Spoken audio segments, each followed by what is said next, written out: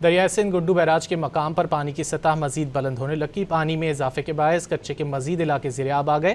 तफसीलात जानेंगे don news के नुमाइंदे गुलाम यासीन से। गुलाम यासीन, बताइए।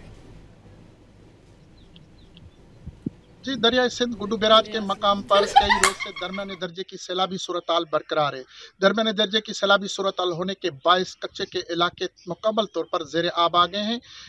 कच्चे के इलाकों में पानी होने ज़ेर-ए-आब आने के बायस शहर से जो है ज़मीनी राब्ता मुनक़ता हो गया है।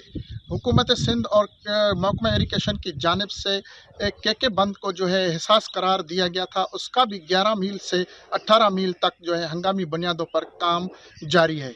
बंदों की पुश्तों पर पत्थर डालकर उनको मजबूत किया जा रहा है। महकमा इरिगेशन की जानिब से कहा गया है कि के बंद और ओल्ड टोड़ी बंद जो है 910 लाख क्यूसेक पानी का बर्दाश्त करने की सलाहियत रखता है।